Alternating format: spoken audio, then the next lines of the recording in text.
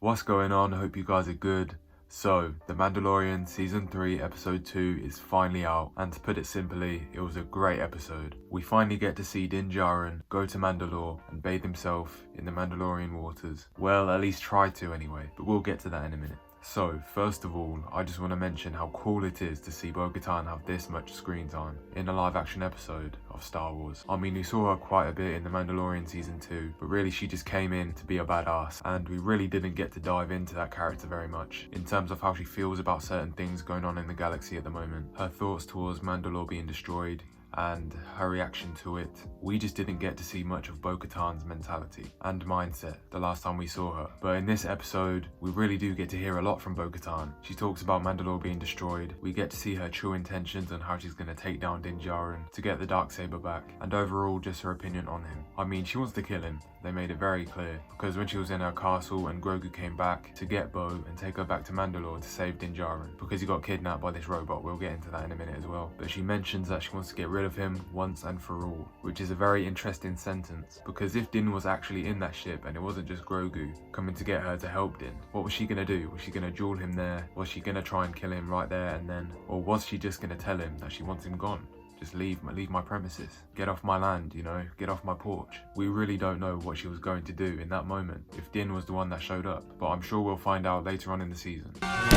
But back to Din on Mandalore, he gets basically kidnapped by this droid that moves and looks an awful lot like Grievous. I mean, it had more than 4 limbs, and even the creature itself that lived inside the droid's head looked exactly like Grievous's eyes from the movies. So I'm sure everyone for a second there thought it was Grievous, but it isn't. It's just another living creature there that is just collecting all the Mandalorian armor and is basically just collecting all the valuables that the destruction of Mandalore left behind. So during the rescue of Din Djarin, Bo Katan ends up getting into a fight with this droid, and in this fight you see her pick up the Darksaber and use it against the droid, and this scene just shows the difference between someone who's experienced with the Darksaber and someone who isn't. We all saw it. Din Djarin also had a battle in this episode with some cavemen monsters. I don't know what to call them. I'm sure we'll get the name of them in an upcoming book. But in that battle, Din uses the Darksaber and he has no skill whatsoever. He has no connection to it. It doesn't even seem like he's trained with it or used it much at all. He's swinging it around like it's Mjolnir and he's only 20% worthy, so he can't really pick it up properly. That's the only way I can describe it. It did not look good, it was not smooth. But then when Bo Katan uses it in her battle,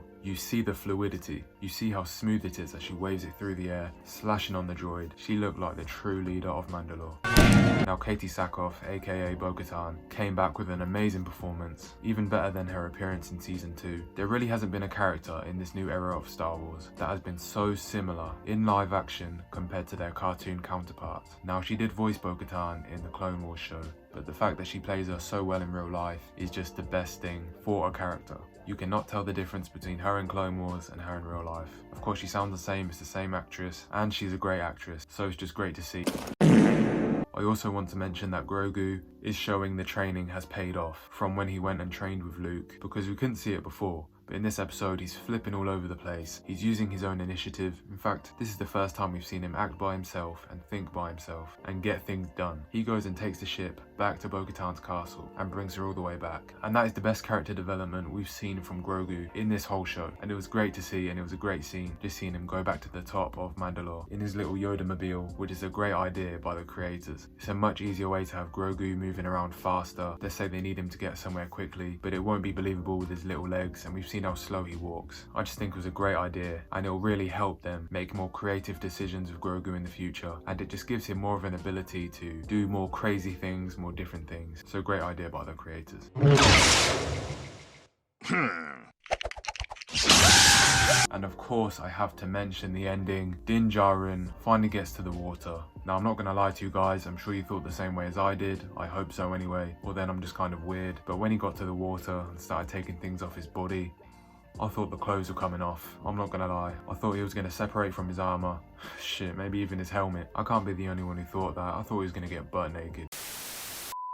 But luckily he didn't do that. We didn't have to see the Din Djarin dingle, so our eyes were safe. My mind led me astray. So yeah, that was a big win for us. But anyway, when he goes into the water, he gets dragged down, and we're like, what the hell is that? Is it just going to be this little creature that takes 2 minutes to defeat, isn't really going to have much significance, and is just meant to be there just to have an exciting moment? But little did we know that we were going to see the Mythosaur This was just so crazy. These things are meant to be extinct. The Mandalorians literally have the shape of its head as their sign on their armor. And just to let you guys know, my next video will be about the Mythosaur, just kind of explaining it to the people who don't really know about it, and just to let you know how cool the origin is of this creature, because I don't want you guys to feel confused watching future episodes where we're going to see it show up again. But yeah, let's continue. So Bo Katan jumps into the water. She goes all the way to the bottom. I don't know how the water didn't crush her. That might just be something that happens in the ocean. But she went at least half a mile down. Surely that would have an effect on you. But she goes down, Din's right at the bottom of the water. And it was a very funny scene, seeing Din Djarin just get dragged underwater at the most random time. It was just so funny to me. I just burst out laughing for like 3 whole seconds.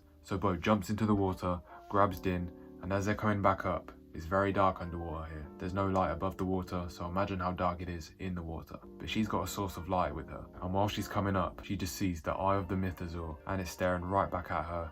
And this monster is huge. What?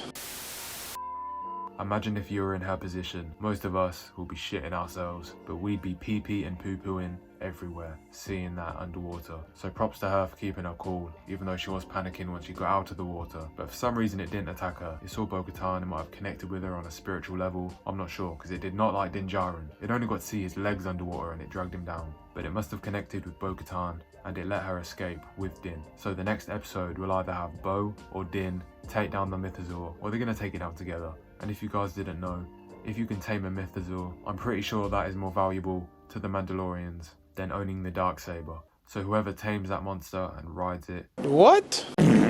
will inevitably be the leader of Mandalore, which in my opinion will be Bo Katan. I mean, it makes more sense, and she's such a great character. I'd like to see her be the leader once more. I wouldn't mind if it's Din, but Bo Katan is a badass and she's been through so much, and I believe it's well deserving of her character to take down that Mythosaur and be the leader of Mandalore once again. But yeah, in conclusion, this episode was amazing. I had so much fun watching it. What do you guys think about it down below?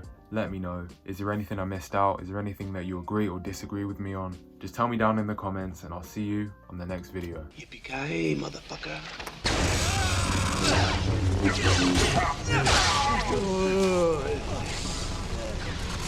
Now, fulfill your destiny and take your father's place at my side.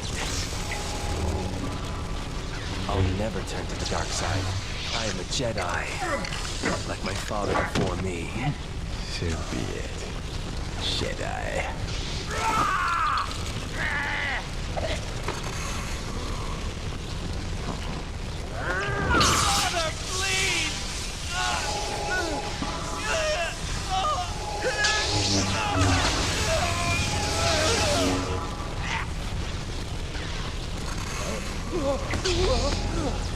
Mm-hmm.